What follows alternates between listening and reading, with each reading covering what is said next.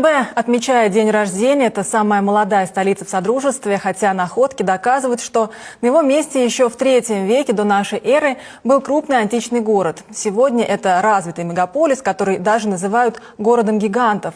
Почему, расскажет Зарина Абдуназарова. Это площадь Дусти, что в переводе значит «дружба», своеобразная визитная карточка столицы, потому что все туристы, которые приезжают в город, обязательно бывают здесь.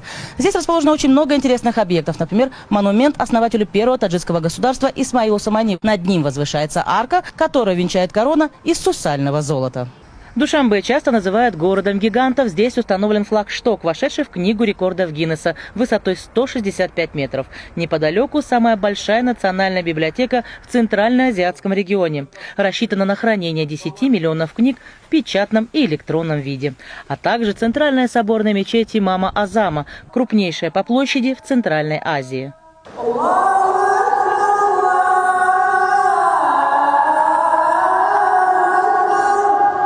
Самый посещаемый музей в стране – национальный. Здесь среди древних артефактов выделяется дойра – традиционный ударный инструмент, самый большой в мире. В диаметре больше 1,5 метра, а весит 34 килограмма.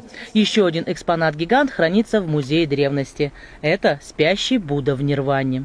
В настоящее время он самый большой Будда в позе спящего льва.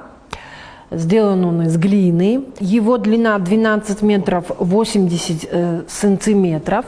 И в настоящее время, после того, как уничтожили знаменитых Будд в Бамиане, наш Будда считается одним из самых древнейших в мире.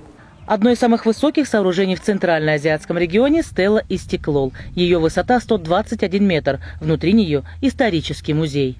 На самом деле я узнала очень много всего на протяжении моего пребывания здесь. Мне очень нравится этот город, его атмосфера, люди, тепло, вообще весь климат мне очень нравится. А сувениры гости столицы могут купить на базаре Мехргон, самом большом крытом рынке в Центральной Азии. Душанбе переводится как «понедельник». В этот день разворачивалась большая торговля. Маленькое село становилось местом самого большого в регионе рынка. Тогда здесь насчитывалось всего 500 дворов. Сегодня это развитый современный город-миллионник с богатой историей. Зарина Абдуназарова, Лутфуло Самадов, Мир-24.